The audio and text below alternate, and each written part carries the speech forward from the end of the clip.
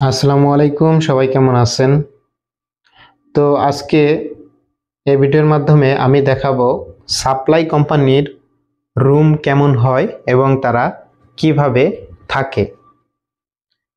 তো গাইস, দেখতে পাচ্ছেন এই যে আমি আসছি একটা সাপ্লাই কোম্পানির ভিলায়।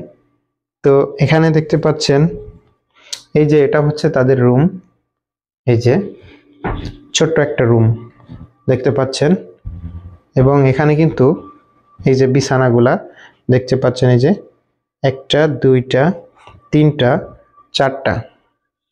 এই ছোট একটা রুমে 4 জন মানুষ এখানে থাকতে হয়।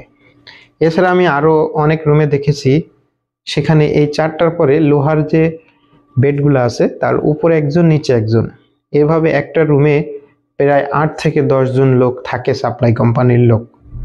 দেখতে পাচ্ছেন এই যে এখানে মালামাল রয়েছে, এবং এই যে পাশে দেখতে পাচ্ছেন এই যে বাজার ঘাট সবকিছু কিন্তু এইটুকু একটা রুমের ভিতরে। যদি আপনি সাপ্লাই কোম্পানিতে আসেন তাহলে কিন্তু আপনাকে এভাবেই থাকতে হবে প্রবাস জীবনে।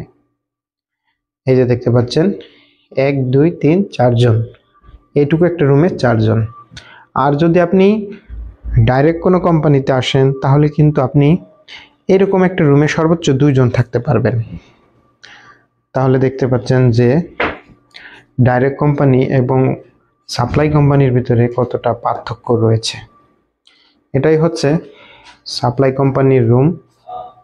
এই যে, তো বন্ধুরা, ভিডিওটি ভালো লেগে থাকলে অবশ্যই লাইক, কমেন্ট, শেয়ার করবেন। এরকম নতুন নতুন ভিডিও পেতে অবশ্যই চ্যানেলটি সাবস্ক্রাইব করবেন। সবাই ভালো থাকবেন, সুস্থ থাকবেন। আল্লাহ হাফেজ।